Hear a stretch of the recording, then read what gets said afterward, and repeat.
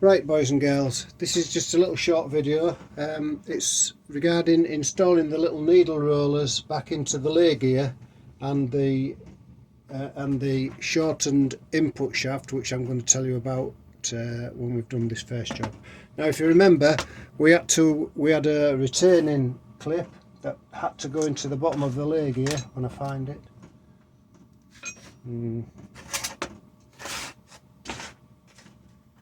We had a little retaining clip, two retaining clips. One was an inner, and one was an outer. Now I've got that one started going down, and if you remember, it was we measured it with the socket, and the depth of that had to be 21.590. So it's just about 22 mils down. So we knocked this down with a little socket. Remember, we had the socket and the little groove, so we're going to knock that into the inner race right now.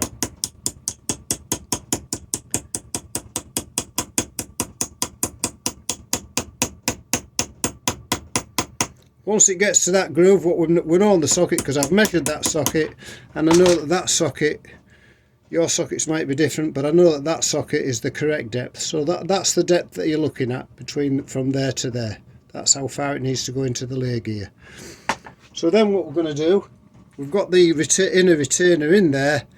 We need to get some grease, and we need to just smear the inside of this with grease, because that'll help the bearing, the needle rollers, stick to the inside of the Laygear. Now we're not bothered about oiling and everything just at the moment, because it might be some time before you actually get to rebuild it. So the grease is there. You just need to make sure it's nice and clean. You don't have any grit or filings or anything in there. Make sure everything's clean before you even start, which in this instance it's all been in the sonic cleaner, and I know everything's clean. We've got 25 needle rollers in each side. I know there's 25 there because I've just counted them. Now this is where your dummy lay shaft can come into place. The kits come with a brand new lay shaft, so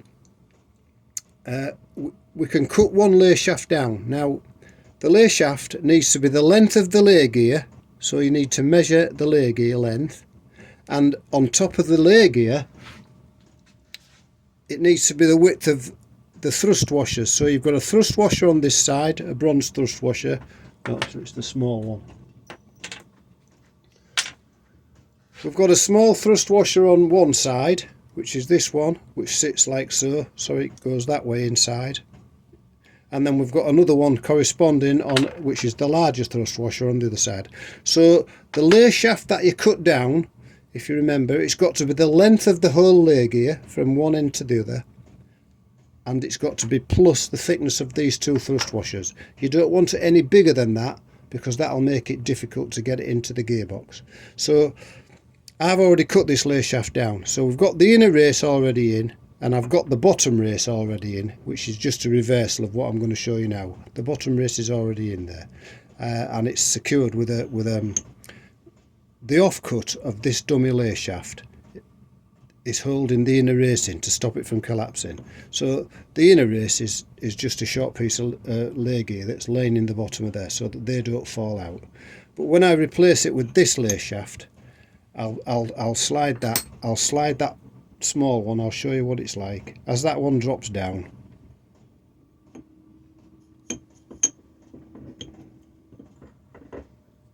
As this one drops in,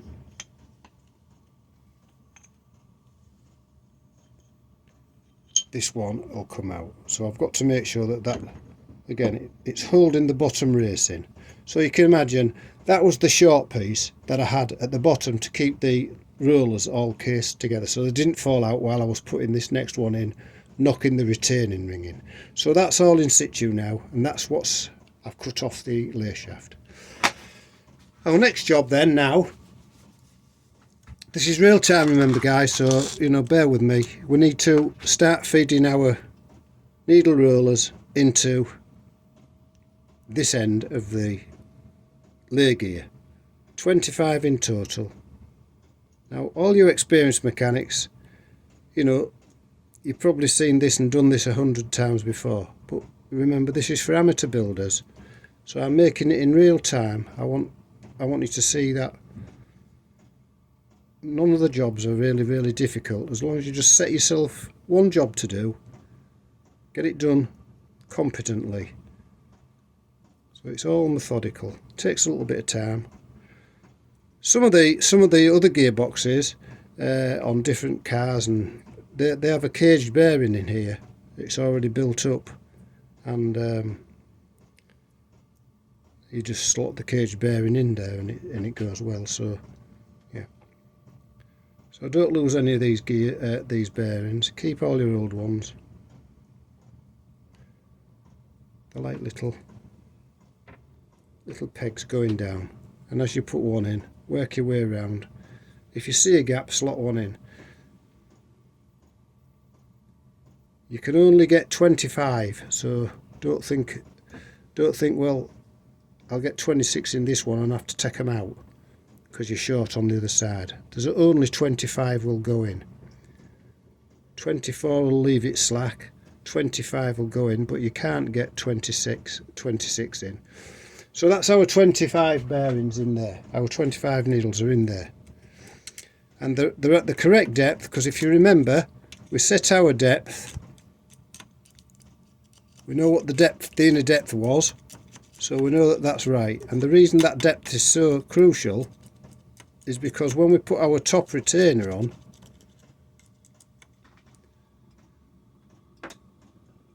when we get to put our top retainer on, we don't want to be knocking this too far down, because it hasn't got to touch the needles on the inner race there. You can see they're set down probably in old school 1/4 of an inch. So we know that when we put our retainer in there, we don't want to be knocking it down. There is a measurement for that, but it's common sense really. I'm just going to lift this up a fraction. You'll see as I lift it up, you'll see that the lay gear, the lay shaft, is just moving down, because it's holding the bottom bearings in. We don't want to lift it right out, because this race will, if we pull it right down, this race will fall out. So we want to just keep it so it's just below. We can then rest our second retainer, and we can just give it a little tap like so. Now there is a measurement how far this little retainer has to go down, but if you can see there now, you'll see that there's a gap, I don't know, probably 1/16 of an inch between the end of the needles and the retainer. Now there is a set measurement for that, but just right at this point in time I just cannot remember it. But the main thing is that you've got to be careful of is that this second retainer is below this outside edge of the lay gear, because the thrust washer will sit in there and it'll hold it there. Now if you remember, this thrust washer and the bigger one on that end I'll take it out and show you. You can see the other end, the retainer's in there, and I've got the thrust washer on the end, on this end, and I've got the larger thrust washer on this end. Now when I push that dummy lay shaft through there, it's the same length. It's not protruding past the end of that thrust washer, and it's not protruding past the end of that, because when we stick these little thrust washers on with a bit of grease later on, we'll be dropping that into the bottom of the gearbox, and that'll stop all the bits falling out. And then that, as we push the new lay shaft into there, it'll push this dummy lay shaft out. So we can come to that later on. But you can see now that, let me just take that off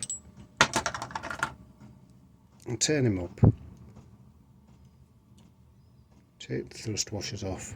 So we've got our needle rollers in place in there, they're held in with grease, and we can just slide our new lay shaft into there, or you can and then put a cable tie on the end of it. That'll keep everything together. The new lay shaft will go in there. I've got one I've done already. If you see, that is the old lay shaft off this lay gear, but there's a new lay shaft going into this lay gear. But that's the lay shaft in. It can't fall out because there's the peg in there, and at the other end you'll see I've got a cable tie, and that's holding all those needles in place until I'm ready to use them. I can safely move that round and about the workshop without it falling to bits. This dummy lathe shaft is good for assembling it because it's not too long, and you can just feed the bearings and the retainers past it. So I hope you've learned a little bit more today about how we go about putting those needles in, and that's going to get the other lathe shaft laid in there. That'll be the job for later on when we're installing the gearbox. So I hope you're enjoying the videos. Hope you're learning something. Give us a thumbs up if you do like them, because it gives me a little bit of encouragement to make a few more for you. The parameter builders, as I said, don't pull me to pieces if you've seen things that I haven't done. I'll answer any questions and comments that you make if I can. So thanks for watching. Thanks to all my new subscribers. Thank you.